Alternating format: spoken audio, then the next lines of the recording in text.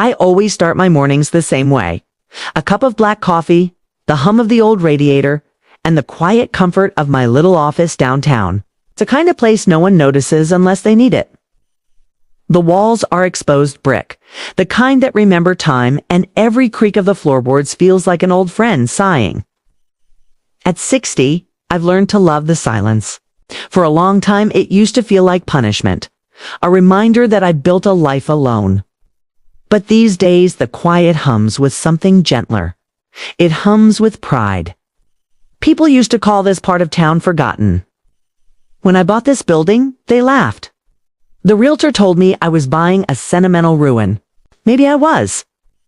The windows were shattered, the roof sagged, and weeds grew through the floorboards. Still, I saw something. I saw what it could be, what I could be, if someone just had enough grit to rebuild. So I did. Those first few years nearly broke me. I worked longer hours than any woman my age should. There were days I came home with sawdust in my hair and paint on my hands. I learned how to fix leaky pipes, how to bargain for lumber, how to sand floors until they glowed. When the bank told me I'd finally paid off the last loan, I came here that night, sat on the floor, and cried until sunrise. Every inch of this place, from the brass doorknobs to the glass windows, is mine. My redemption in brick and mortar. It was late one Thursday when I heard a voice I thought I'd buried a decade ago. I was behind my desk, sorting invoices, when the door creaked open and a shadow crossed the light. I looked up, and my heart went still. Mark, my ex-husband. And standing next to him was a woman I'd never met, but knew instantly. Perfect hair, diamond earrings, eyes sharp as glass. His new wife, Tessa. They didn't expect to see me there. Not like this. Tessa looked around my office as if it were a curiosity in a museum, something quaint and mildly tragic. Her gaze slid across my plants, the shelves, the framed photograph of this very building when I first bought it, all boarded up and broken. Then she smiled at Mark and said, in the kind of voice that drips honey and venom, "Oh, Mark, look, isn't this cute? So authentic." Mark muttered something about being in the area. He couldn't meet my eyes. Then Tessa tilted her head toward me and asked, "You work here?" She said it slowly, the way people talk to a cashier they don't plan to tip. I told her yes, that this was my office, my building. I smiled, steady and polite, and said, "It's small, but it's home." She returned the smile, the kind of smile that never reaches the eyes. Of course, there's a charm in being small. No pressure. It must be peaceful. Peaceful. The word hung in the air like perfume, sweet but suffocating. She didn't mean peace, she meant insignificance. They stayed just long enough to look satisfied with themselves. Then they left, her laughter trailing behind like the scent of something expensive and unpleasant. When the door shut, the silence rushed in like a tide. I stood there, staring at the photo on my wall, the one from before, when this building was nothing but a shell. Back when everyone told me I was foolish to believe in it. I thought about all the nights I'd spent proving them wrong. About the woman I used to be, the one who cried quietly while Mark told her she was practical enough, smart enough, ambitious enough, about the night he walked out and never looked back. My hands trembled, but not from sadness. There was something else in me that night, something sharper. The old ache of humiliation flickered, then burned out. What remained was stillness, a strange, quiet power. I made myself a cup of tea and sat by the window, watching the street outside. The world was emptying out, the diner across the road closing for the night. A streetlight buzzed and flickered before steadying. I smiled at it. Some things refuse to go dark, no matter how many times life tries to snuff them out. That's when I realized Tessa hadn't really hurt me. Not this time. She'd reminded me who I'd become. A woman who owned her life, her choices, and the roof over her head. Still, I won't lie, her laughter lingered. It followed me through the night like a mosquito I couldn't swat away. The next morning, my property manager, Rick, came in with a coffee and a stack of papers. He's a kind man, younger, with the nervous energy of someone who double-checks everything twice. He told me we had a new application for one of the office suites, a couple, married, said their business had downsized unexpectedly. He slid the file across my desk. When I saw the names, the air left my lungs. Mark and Tessa Whitmore. For a moment, I thought it was some kind of joke. The handwriting was familiar, looping and confident. His. I read it again, slower this time, and then looked up at Rick. Is this? Them. He nodded. Yeah, they said they need something affordable, but classy. Sounded a little desperate, honestly. Want to move in fast? Should I schedule a meeting? I could feel a smile pulling at my lips. Yes, I said. Tell them the owner would love to meet them personally. Rick looked surprised, really. I insist, I said, folding the papers neatly. Make it for Tuesday morning. When he left, I leaned back in my chair. Outside, the morning light was spilling across the street, soft and gold, the kind of light that makes everything look cleaner than it is. I sat there for a long time, tracing the edge of the lease with my finger, feeling the pulse of irony thrum through me. The world has a funny way of folding back on itself. The same people who once looked down on you end up needing you. I'd spent years rebuilding my life, brick by brick, never imagining they'd ever step foot in it again. Now they wanted to rent it from me. I closed my eyes and let the satisfaction wash over me. Not the cruel kind, but the poetic kind.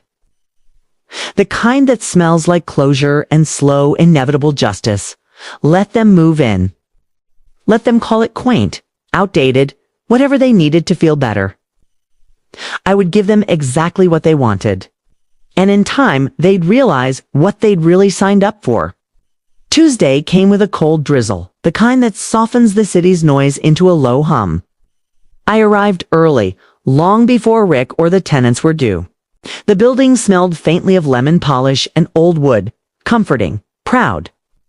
I'd spent the weekend making sure every corner gleamed. I wanted them to see what success built from ruin looked like.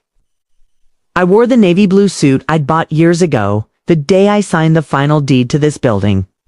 It was a small ritual, wearing it again, a quiet armor. The mirror that morning reflected a face older than I remembered, yes, but steadier too. The kind of face that has seen storms and no longer fears thunder. By 9, everything was ready.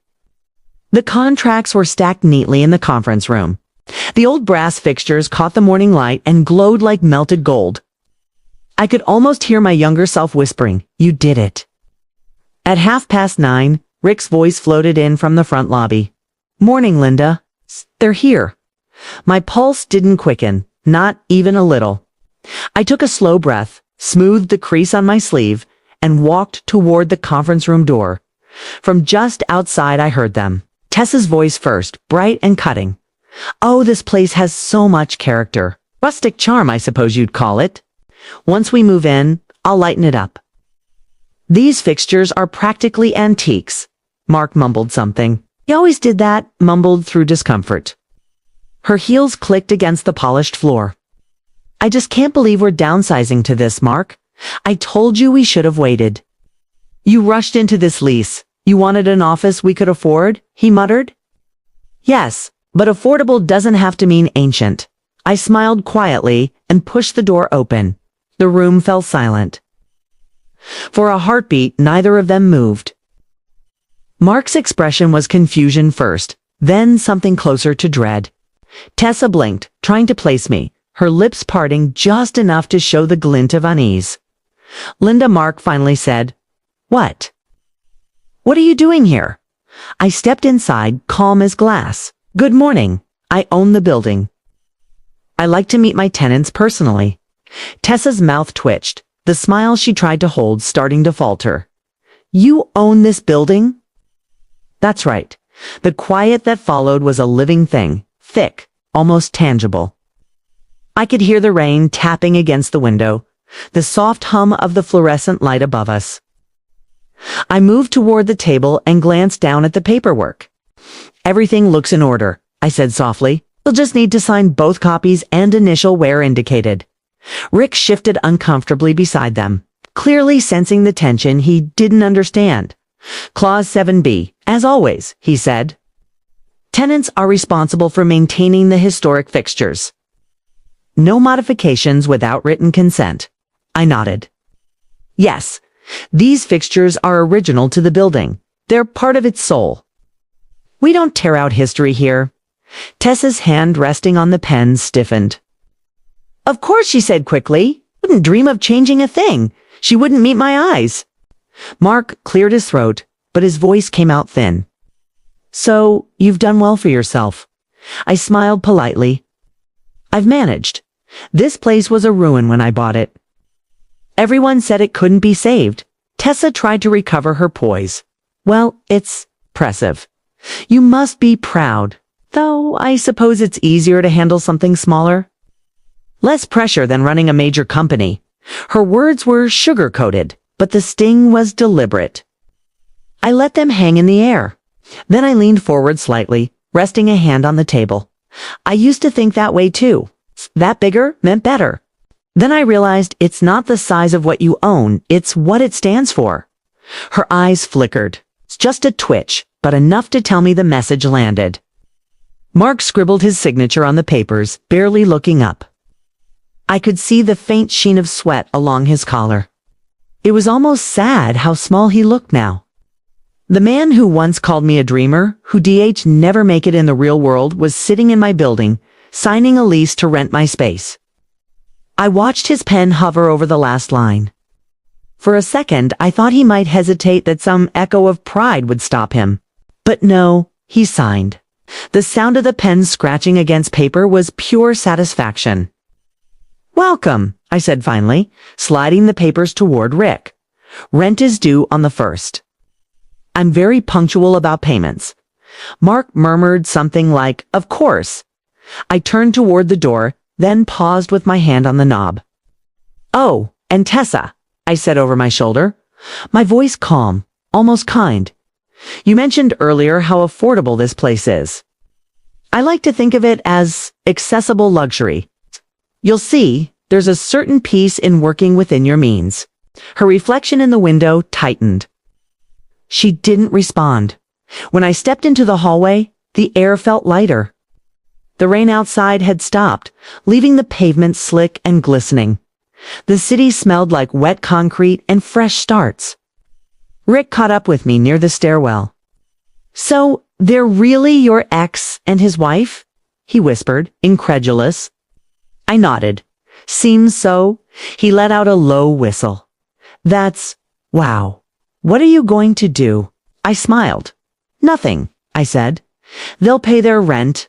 They'll take care of the space. And they'll learn in their own time exactly where they stand. That night, after everyone left, I walked through the quiet halls of the building. Lights dimmed, the old wooden floors creaking softly beneath my feet. I ran my fingers along the walls I'd painted myself, the brass fixtures I'd polished until they gleamed. I thought of Mark and Tessa setting up their fancy office decor, pretending not to notice that every inch of this place carried my touch. Revenge doesn't always need noise. Sometimes it looks like calm ownership. Sometimes it's just the satisfaction of watching someone realize they re-standing on ground you built from the ashes they left you in. I turned off the lights and locked the door behind me. The keys warm in my palm. Outside the air was cool, clean. Across the street a neon sign flickered, open tomorrow. Yes, I thought. Open tomorrow, always. They moved in 2 weeks later. I watched from my office window as a moving truck groaned to a stop in front of the building. The morning was pale and wet, that hazy kind of light that makes everything look half-washed. Tessa stepped out first, wearing white heels much too high for the slick pavement. She stood there surveying the entrance as if it were beneath her, barking orders to the movers while Mark shuffled behind, clutching a cardboard box marked files. I didn't wave. I just watched. They took the second-floor corner suite, one of my favorites, all wide windows and a view of the old clock tower. It had once been a lawyer's office, then a studio for a young photographer who paid rent in sketches when money ran thin. That room had seen ambition in all its forms, bright, desperate, hopeful. it would see it again, though this time with a touch of irony. I spent the next few weeks pretending to go about my normal business.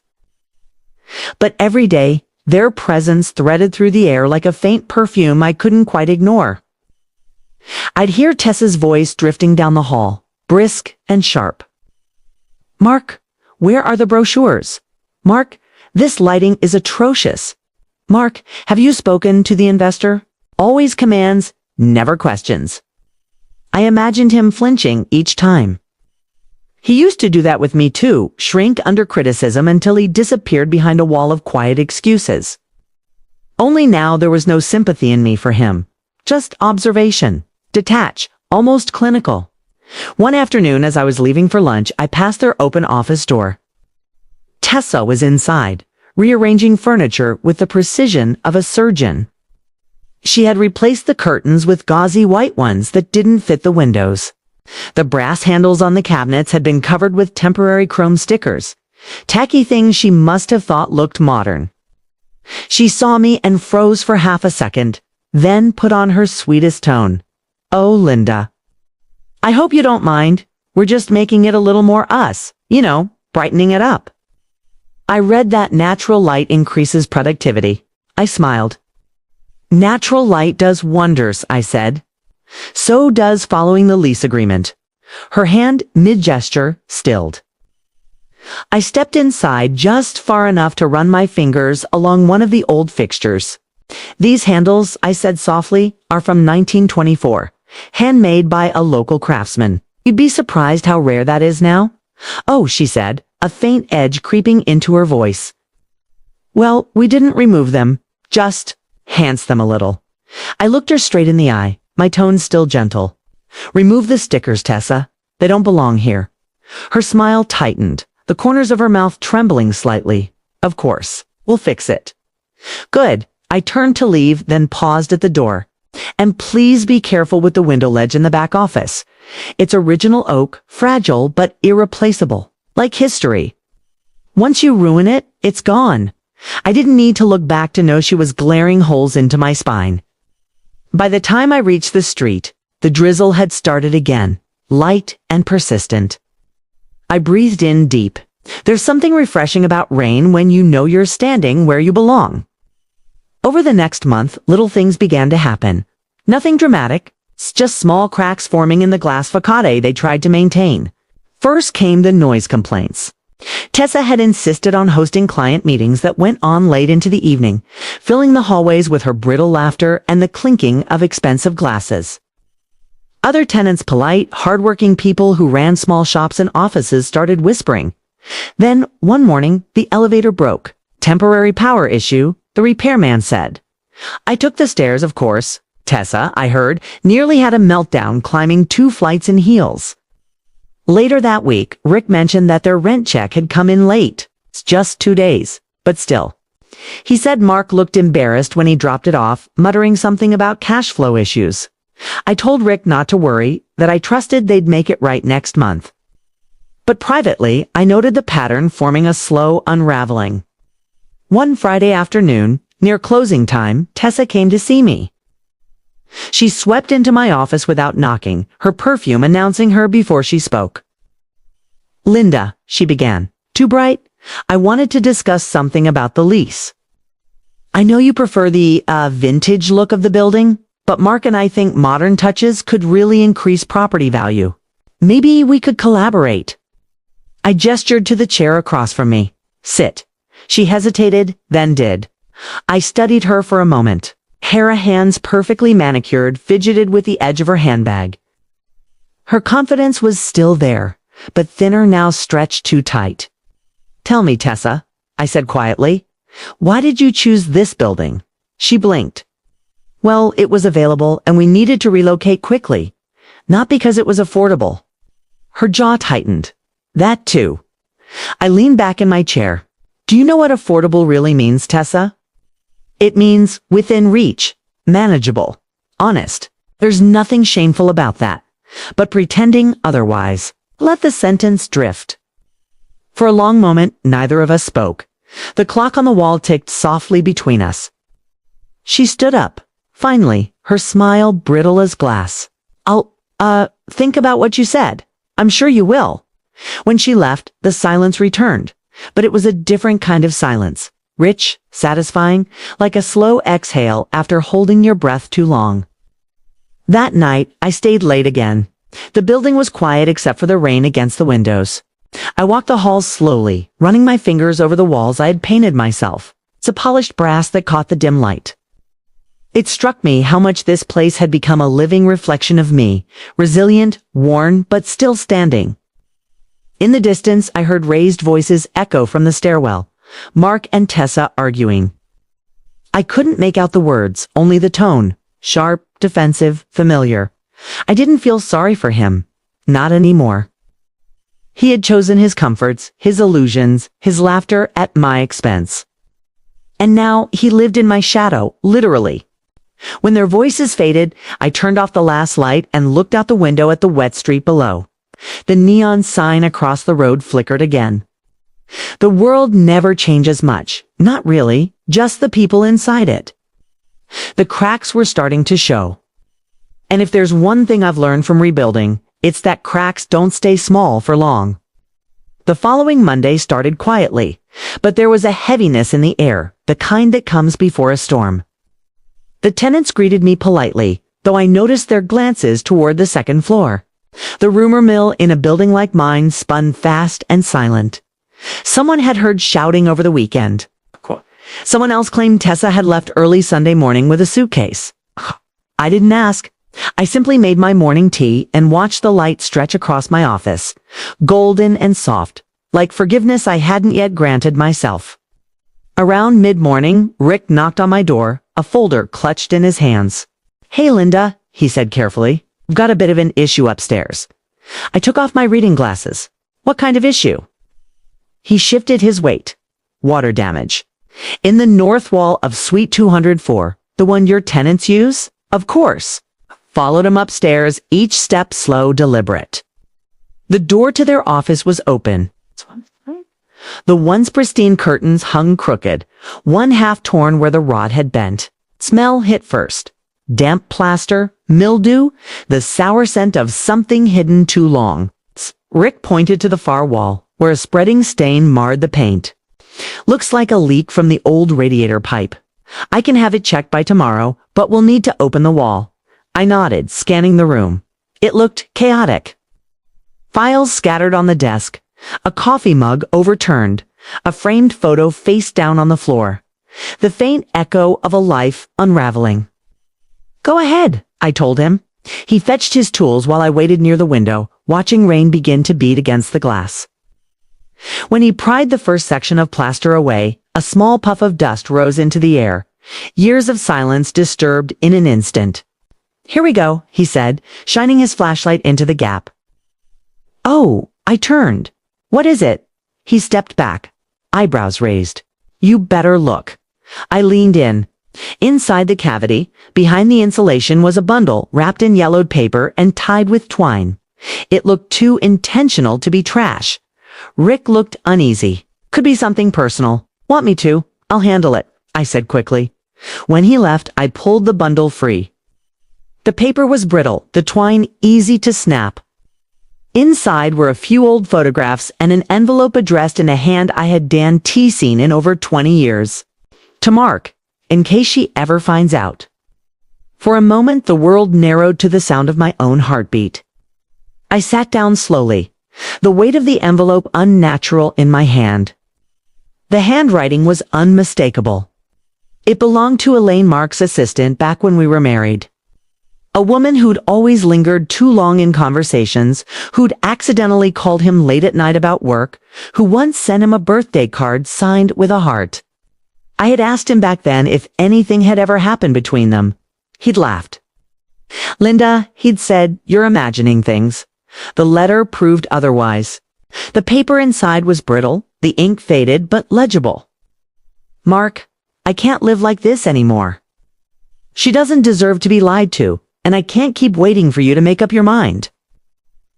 If she finds out what we did, it'll destroy everything. I'm leaving town. Don't contact me again unless you're ready to be honest with her. And with yourself. No date, no closure. cowardice neatly folded in aging paper. I sat there for a long while, the rain outside turning into a steady rhythm against the windows. It wasn't rage I felt. It was something colder, older, the quiet clarity of seeing the past through clean glass. For years I had blamed myself for the distance that grew between us. I thought maybe I hadn't been enough, not lively enough, not ambitious enough, not fun enough. Meanwhile, he'd been building his escape hatch inside my trust. And now, decades later, that secret had been literally walled inside my building. The irony was exquisite. By the time Rick returned, I had already resealed the letter inside a new envelope, one of my own, and tucked it into my desk drawer. He asked if everything was fine. "Perfectly fine," I said, smiling. "Just some old debris. Nothing important." That evening, I stayed late again, lights low, listening to the creaks of the building's settle-like sighs. It felt alive in a way I hadn't noticed before, as if it were sharing secrets back. At closing, I locked up and headed home, but sleep didn't come easily. Every time I closed my eyes, I saw that envelope, those words, that past version of myself begging to understand. By dawn, I knew what I had to do. 2 days later, Mark showed up at my office alone. He looked smaller than I remembered, shoulders slumped, eyes rimmed red. "Linda," he began, hesitant. "Can we talk?" I gestured to the chair across from me. "Course." He sat, twisting his wedding ring. "Tessa moved out. Said she needs space." He gave a weak laugh. "Apparently, my business decisions have made me financially unattractive." Her words, "I see." He looked at me then, as if searching for some trace of sympathy. "I know you must think I deserve this." I didn't respond. He leaned forward. "You've always been the strong one. You know that? I used to resent it. It's the way you'd take a bad situation and make it look like nothing could touch you. But it did, didn't it? I hurt you." His voice cracked. "I'm sorry." The apology hung there, fragile as smoke. I studied him for a long time. "Sorry," I said finally, "is a word that asks for less than it costs to give." He frowned. "What does that mean?" "It means you're used to paying late, Mark, with money. It's with love. With truth." He blinked, confused. "What are you talking about?" I reached into my drawer, pulled out the old letter, and set it on the desk. His eyes widened as he recognized it. "I found this in the wall of your office," I said softly. "Seems the past wanted to make itself known." He didn't move, didn't breathe. Then, with trembling hands, he opened it. When he finished reading, he closed his eyes, his face pale. "Linda, I didn't think." "No," I said. "You didn't." He sat in silence for a while, then whispered, "What are you going to do with it?" I leaned back, folding my hands. "Nothing. It's already done. The truth doesn't need an audience, only memory." He looked at me then, really looked, and I think for the first time he saw the woman who had rebuilt herself from the wreckage he left behind. "Linda," he murmured, "you've changed." "No," I said. "I've only stopped apologizing for surviving." He left quietly, and I didn't watch him go. The sound of his footsteps faded down the hallway, then disappeared altogether.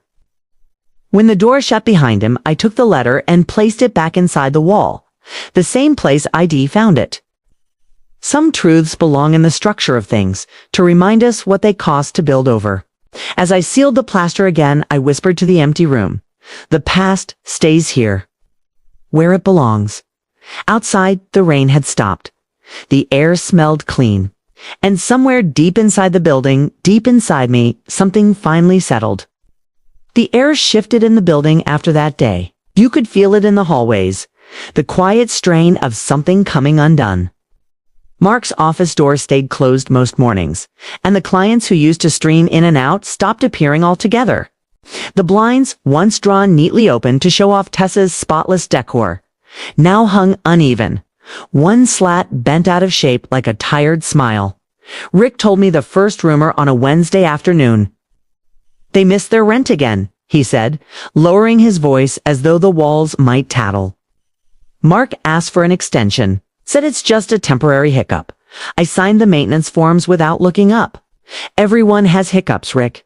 Some just forget to breathe after. He frowned. unsure if it was a joke. It wasn't. 2 weeks later, a courier delivered an envelope addressed to me.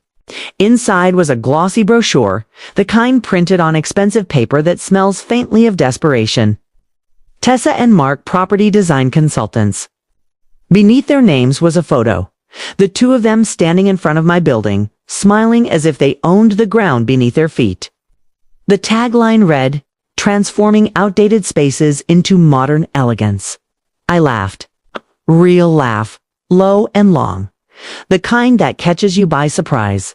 Their modern elegance was now 3 months behind on rent. On a cold Friday morning, Mark came to see me again. He looked thinner, paler. His suit hung off him like it belonged to a stronger man. "Linda," he began, voice frayed.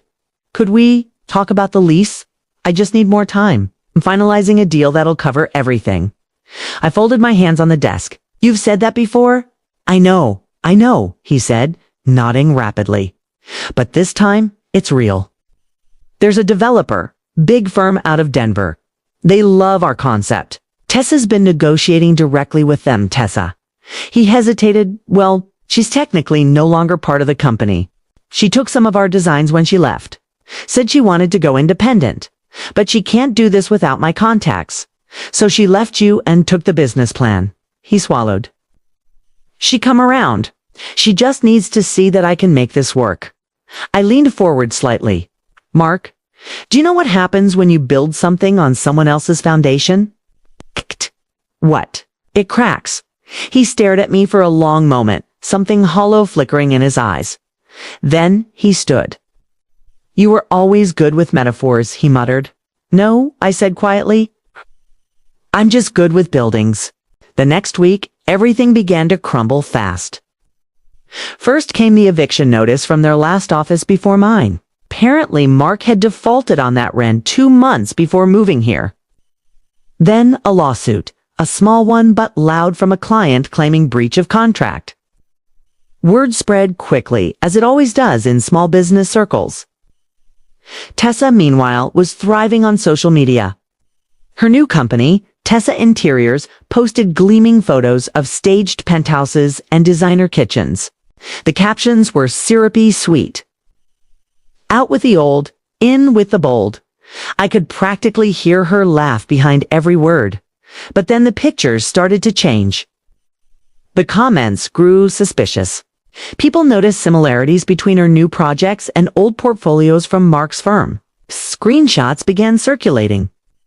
A journalist reached out to me, asking if I owned the building where their old office had been.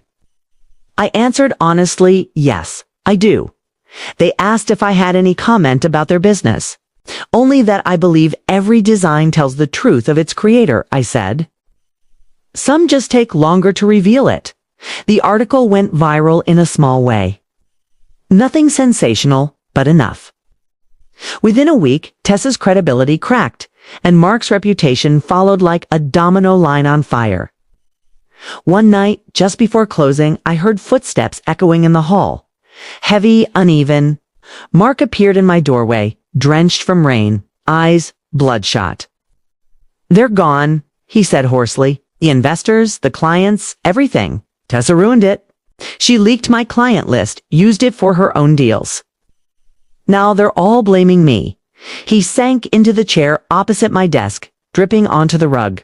"Why are you telling me this?" I asked softly. He looked up, broken. "Because you're the only person I ever built anything with that lasted, that stopped me cold." He gave a bitter laugh. "It's funny, isn't it? All these years, I thought you were holding me back. Turns out you were the one keeping me standing." I studied him, this man who had once been my whole world and now barely looked like a shadow of it. "Mark," I said quietly, "you always confused help with control. You thought my stability was competition. You were never ready for someone who didn't need saving." He nodded slowly, tears mixing with rain on his face. "I don't expect forgiveness." "Good," I said. "You wouldn't know what to do with it." He left soon after, and I didn't see him again for months. Then came the day of the foreclosure auction. Rick brought me the notice, shaking his head. "Looks like your ex's old house is up for sale," he said. "Shame, really? Nice property. I took the paper, reading the address once, twice. Then I folded it neatly and set it aside. The next morning, I called my broker. By the end of the week, the house was mine.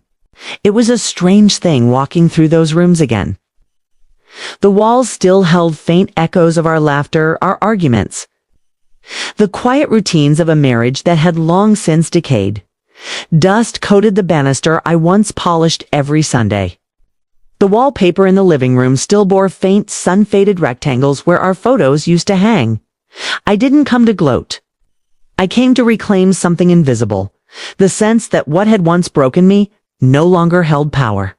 The real estate agent asked if I planned to renovate. No, I said. I plan to rent it out. To whom, she asked. Whoever needs a place to start over. 3 months later, a young single mother signed a lease. Her name was Amy. She reminded me of myself at 30, tired but determined, hope flickering like a pilot light behind her eyes. As she thanked me for the chance, I told her something I hadn't said in years. Take care of it, Amy. Homes remember kindness. She smiled. So do people. After she left, I stood in the empty kitchen, the late afternoon light turning everything gold. For the first time, the house didn't feel haunted. It felt quietly alive. I locked a door and walked away. Justice had been done not with vengeance, but with balance. That night, back at my office, I found a letter slipped under my door. No envelope, just folded paper. Linda, I'm leaving town. There's nothing left here for me. You were right. I never knew the value of what I had until it was gone. If you ever think of me, I hope it's not with hate. Mark, I read it twice. Then I placed it in my drawer, next to the old letter from Elaine. 2 confessions, decades apart, both belonging to the same story. When I closed the drawer, I felt no triumph. Only release. Sometimes justice isn't loud. Sometimes it's just the sound of a door closing softly behind you and not needing to open it again. The seasons changed again. Spring crept in slow, like someone too polite to knock, and my building wore it beautifully. The ivy along the bricks stretched higher this year, stubborn and green. Tenants propped their windows open, letting in air that smelled faintly of lilac and old rain. I've grown used to the rhythm of peace, coffee in the mornings, paperwork at noon, long walks in the evenings past shop windows that glowed with the steady hum of ordinary lives.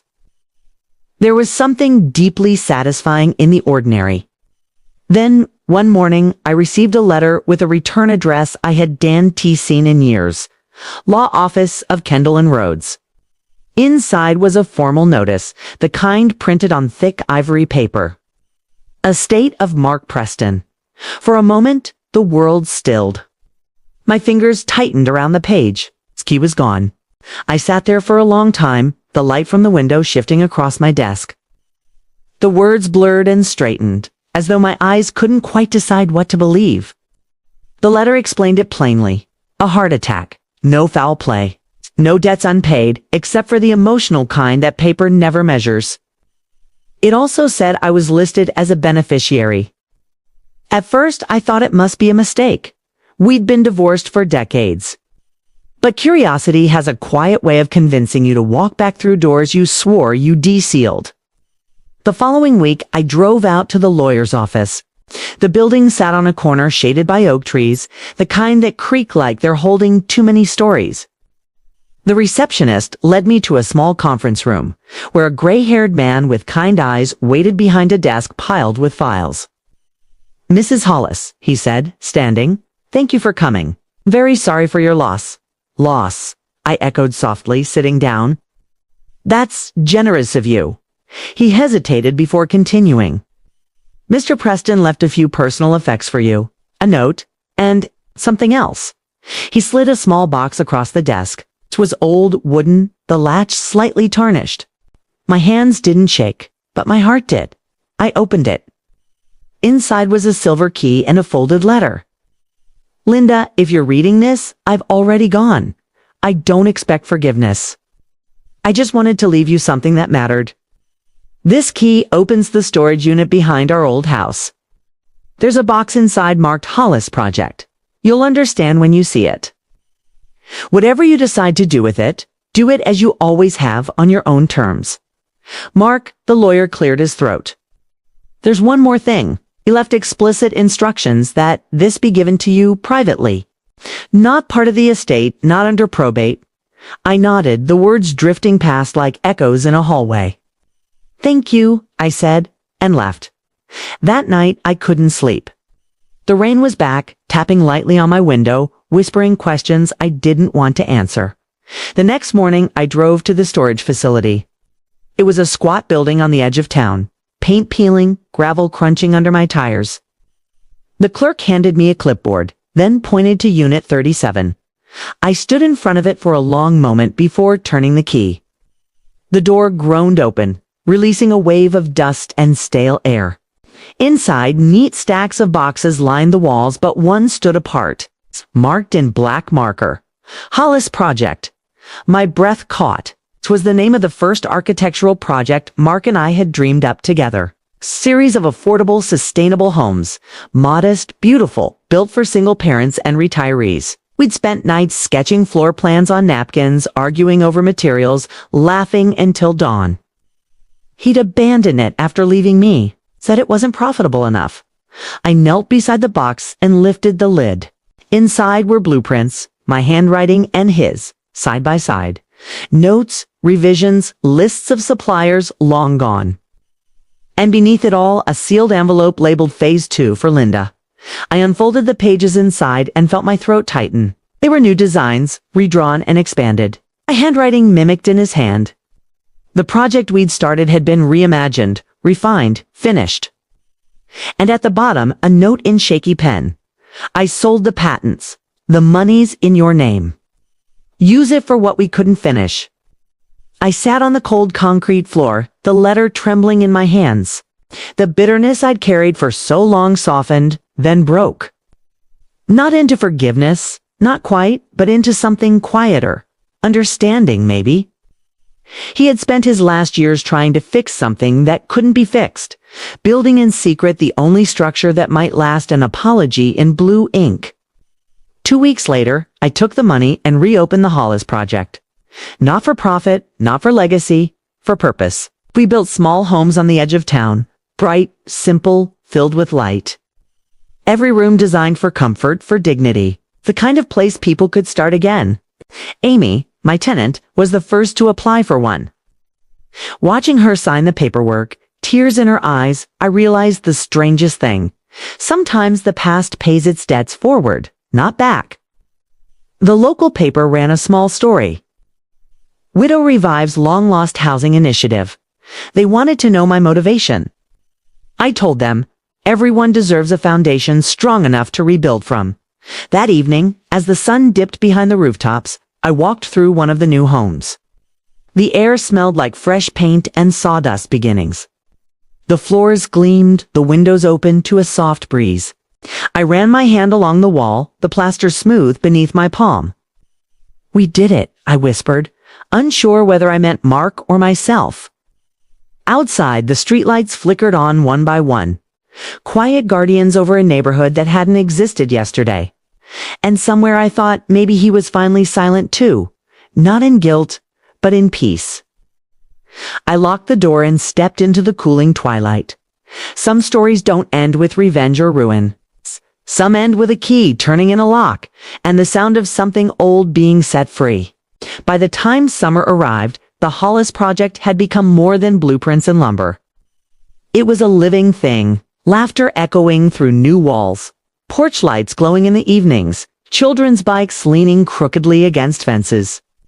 I walked those streets most nights, pretending to check on construction, though really I was checking on myself. The past no longer trailed me like a shadow. It followed at a polite distance, softer now, almost companionable. Then, one afternoon, I received a call that rippled through my calm like a pebble tossed into still water. Mrs. Hollis, a young woman's voice asked. My name is Claire. Claire Preston, I believe. You knew my father, Mark? The world seemed to pause, then resume at half speed. Yes, I said quietly. I knew him very well. I'm sorry to call out of the blue, she continued, her tone uncertain. I found your name in some of his things. There was a letter addressed to you that, well, it looks like it was never sent. Would you be willing to meet? I hesitated. Where are you calling from? Denver. But I'm visiting next week to handle what's left of his estate. I'd really like to talk to you. I agreed before my heart had time to argue. She arrived the following Tuesday, mid-20s, maybe with Mark's eyes, but none of his wariness. Her hair was tied back, her handshake firm but nervous. Thank you for seeing me, she said, stepping into my office. She glanced around, smiling faintly. He told me about this place once, said it was proof that resilience has good taste. I raised an eyebrow. He said that. She nodded. It was one of the few compliments I ever heard him give. That disarmed me a little. We sat. She reached into her bag and pulled out a sealed envelope. My name was written in Mark's familiar slanted hand, older, shakier than I remembered. I thought you should have it, she said. You must have written it near the end. I thanked her but didn't open it right away. Instead, I asked, how did you know him? She smiled softly. He was my father biologically. I mean, he and my mother never married. He supported us when he could, but we didn't have much contact growing up. I reached out to him a few years ago and we started talking again. Slowly, she paused. He told me about you. I felt the room tilt slightly. What did he say? That you were the person he hurt most. And the one who taught him what decency looks like? For a moment, I couldn't breathe. She continued, voice trembling. He said you built something from the ruins he left behind. That you made beauty out of his regret. The air grew thick between us, filled with the weight of a confession neither of us had made. When she left, I finally opened the letter. Linda, you once told me that buildings remember kindness. I used to think you meant the paint, the polish, the effort. I see now that you meant intention. You built with love, and I built with pride. That's why mine fell and yours stands. I don't expect you to forgive me. But if you can use anything I've left to help someone else, then maybe some part of me will stand again too. Tell Claire the truth. Not the worst of it, just enough to make her understand that her father tried at least once to be better. Thank you for never answering cruelty with cruelty. I didn't deserve your mercy, but you gave it anyway, by living well. Mark. The letter trembled in my hands. I had spent half my life building walls strong enough to keep him out, and now he'd found a way to speak through them. That evening, I invited Claire to see the Hollis project. She followed me through the rows of small sunlit homes, her eyes wide. Children waved from porches, neighbors chatted across fences, someone was grilling dinner. It smelled of rosemary and smoke and new beginnings. What is this place? She asked. It's what your father helped build, I said. Even if he didn't know it, we stopped in front of one of the houses, Amy's, the first tenant. Her little boy ran out with a toy truck, his laughter bright as bells. Claire smiled. It's beautiful. It's honest, I said. And that's better. She turned to me, her expression soft. You could have destroyed him, you know. You had every right. I looked at the setting sun reflecting off the windows. It's destruction's easy. I said, rebuilding is harder, but it lasts longer. She was quiet for a long time, then reached out and hugged me. It was in tea. A long embrace, just enough to bridge years neither of us had lived together. When she pulled back, her eyes were wet. I think he'd want you to know that he finally understood. I said gently. He wanted you to understand. Later that night, after she'd gone, I walked through my building again. The halls were still, the air warm from the day's heat. I paused by the wall where I had once hidden the letter from Elaine, the one that had revealed everything. So much had happened since then, yet here I was, full circle, standing where secrets had once lived. For the first time, I felt no need to keep them. The next morning, I called a contractor and told him to renovate the old second-floor suite. Open the walls, I said. We're starting fresh. He asked if I wanted to preserve anything. No, I told him. Let the past breathe. When the plaster came down a week later, sunlight spilled through the room like a blessing. That evening, I sat by the window with a cup of tea and watched the city lights bloom below.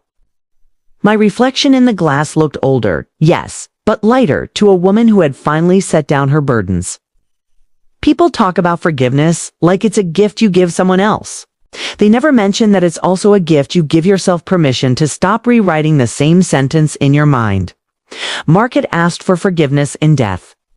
I chose to give it to the living instead, to his daughter, to my tenants, to the quiet parts of myself that once believed love was a weakness. The night deepened, and the city murmured below, endless and alive. For the first time in years, I didn't feel alone, just complete. The last autumn came softly that year, like an apology whispered through the trees. The ivy on my building turned rust red, and the air tasted of wood smoke and distant rain. I had grown used to the rhythm of the place, the hum of the elevator, the shuffle of tenants coming and going, the faint music from the cafe downstairs. Every sound felt like a heartbeat I had helped restart. Life, as it turned out, was not a straight road but a series of circles. And mine had quietly, mercifully, closed. A year had passed since Claire's visit. We still wrote occasionally, short messages, photos of her travels, the occasional update about her new job. She seemed lighter, too, as if both of us had put down an invisible weight at the same time. One morning, she sent me a photo. It was of a foundation stone, freshly laid, engraved with 4 words. For those who rebuild, she was starting her own project. She said a literacy center for single mothers. I smiled until my cheeks hurt. That same day, I walked down to the corner cafe where I'd spent countless hours sketching designs on napkins years ago. Amy, my first tenant, was there with her son, who had somehow grown tall enough to reach the counter without stretching. She waved me over. "Linda, saved your favorite table." We talked over coffee, the easy kind of conversation that doesn't need effort. When she left, she hugged me tightly and whispered, "You didn't just give us homes. You gave us dignity." Her words lingered long after she was gone. Later that afternoon, I returned to my office, that same small, stubborn space that had started it all. The afternoon sun poured through the window, gilding the dust in the air, turning everything gold. I stood in the middle of the room, tracing the edge of my old wooden desk with my fingertips. Every nick, every scar was a story. I remembered the first day I'd signed the deed, hands trembling, heart still raw from everything Mark had taken. I remembered painting these walls myself, one brushstroke at a time, while my radio hummed old country songs about heartbreak and hope. I had believed then that rebuilding my life meant proving everyone wrong. What I hadn't understood was that the proof wasn't in the power, it was in the peace. That evening, my property manager, Daniel, knocked on the door. "Got a letter for you," he said. "No return address." It was an invitation. A gala downtown, a fundraiser for the Hollis Project Foundation. I frowned. "I hadn't organized any gala." Daniel grinned. "Apparently your tenants did. They're expanding the program, scholarships, housing grants." I said, "It's in your honor." For a moment, I couldn't speak. My throat felt tight. "I don't need any honors," I murmured. He smiled kindly. "Maybe it's not about need." I nodded slowly, feeling something loosen deep inside me. The night of the gala, I wore a navy dress I'd bought years ago but never had reason to wear. Simple, elegant, with a pearl clasp at the collar. I caught my reflection in the mirror and didn't recognize the woman looking back. Not because she looked different, but because she looked complete. The event was held in one of my own buildings, the renovated factory I'd purchased just before Mark's company went under. The irony wasn't lost on me. When I walked in, the crowd turned. Applause rippled like soft thunder. Claire was there, standing by the podium. When she saw me, her face lit up. "You made it," she said, embracing me warmly. "None of this would exist without you," I smiled. "That's not true. It exists because people believed." Again, she laughed softly. "Maybe, but someone had to show them how." When it was time for speeches, Claire took the microphone. Her voice wavered at first, then steadied. This project began with one woman who refused to let cruelty define her. She turned loss into legacy. She rebuilt not just walls but lives. The room was silent except for the clinking of glasses. She taught me that revenge isn't justice, Claire continued, her gaze finding mine. Justice is building something so strong that bitterness can't break it. A tear escaped before I could stop it. Not out of sadness, but gratitude for every painful, crooked step that had led here. When the crowd dispersed and the music softened, I wandered out to the terrace. The city glittered below, endless and alive. Claire joined me a moment later, her hair catching the light. "He would have been proud of this," she said quietly. "Maybe," I replied, "but I think he'd be prouder of you." She smiled. "You really did forgive him, didn't you?" "I had to," I said. "Not for him, for me." For all of this. The wind lifted a strand of her hair, and for a moment she looked so much like him. Not the man who broke me, but the man I once believed he could be. We stood there in comfortable silence as the city hummed below. I returned home late that night, walking through my building one last time before bed. The halls were warm and alive. Someone was cooking. Someone was laughing. A baby was crying somewhere. Life, in all its messy glory, was thriving. When I reached my office, I turned off the lights. The moonlight fell across the floorboards, silver and soft. I whispered into the stillness, "You did it, Linda."